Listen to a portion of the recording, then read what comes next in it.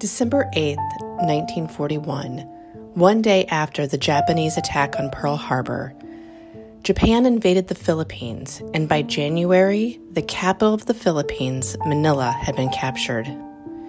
The unsupported U.S. and Filipino army courageously fought the Japanese despite battling starvation and sickness.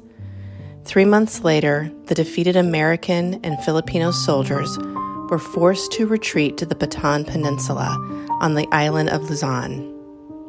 U.S. Major General Edward King Jr. surrendered 66,000 Filipinos and 12,000 American troops to the Japanese against General Douglas MacArthur's wishes. On April 10, 1942, the Imperial Japanese Army forced 75,000 Filipino and American prisoners of war to march from Marivilles, located on the southern tip of the Bataan Peninsula, 65 miles to San Fernando. This march became known as the Bataan Death March because of the horrific brutality inflicted on the POWs. The captors starved and beat the American and Filipino soldiers along the journey. If a soldier tripped or fell or was too exhausted to continue, he was immediately shot or bayoneted.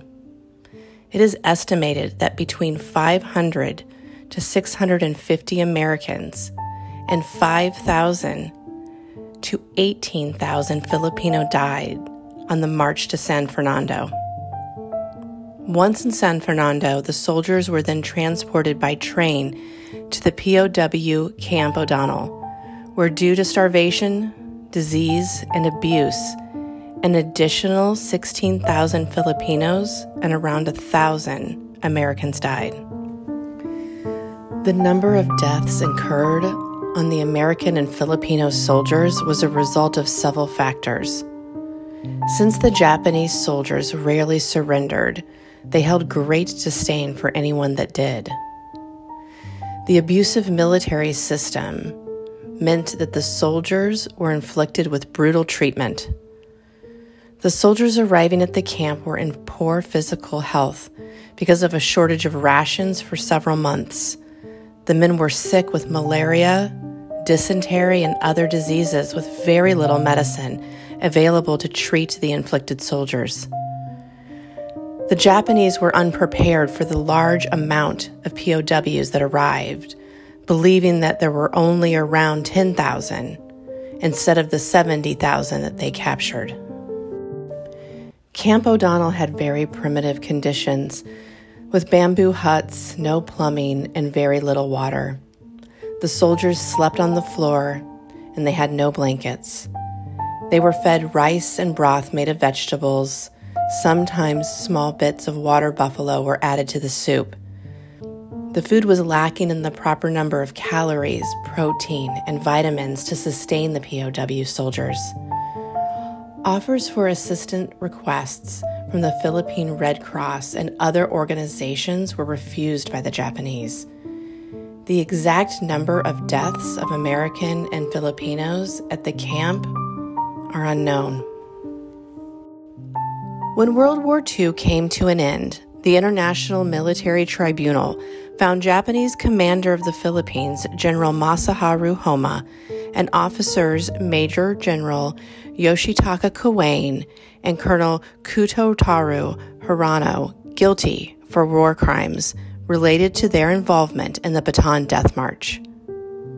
General Homma was executed by firing squad in April of 1946. General Kawain and Colonel Hirano were both executed in 1949.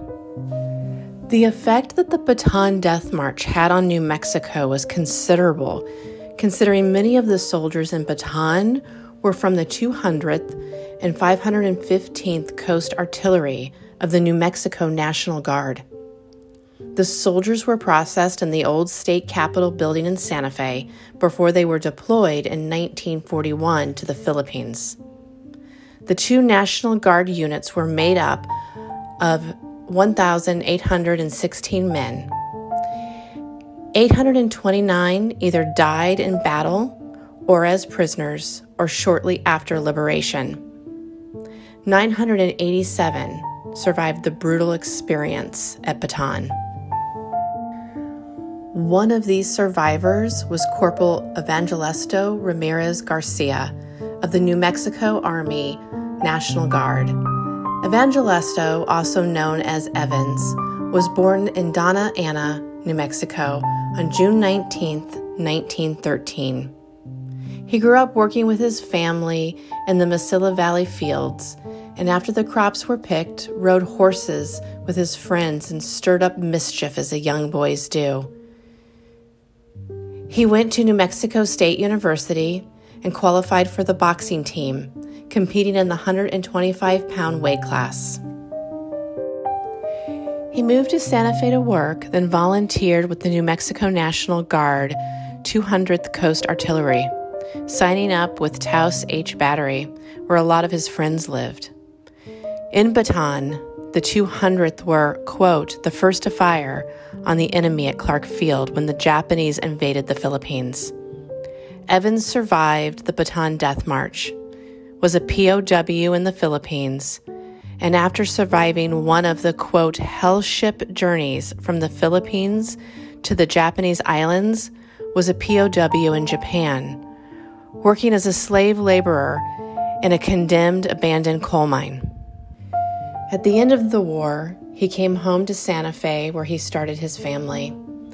He worked with Selective Service in Santa Fe for 25 years, retiring in 1972. He never stopped serving his fellow veterans. He was involved with the VFW Post 2951 in Santa Fe, organized support with other Bataan veterans to start the Bataan Memorial Museum, currently the New Mexico Military Museum, and volunteered countless hours at the VA hospital in Albuquerque. He passed away on January 29, 2011, at the age of 97.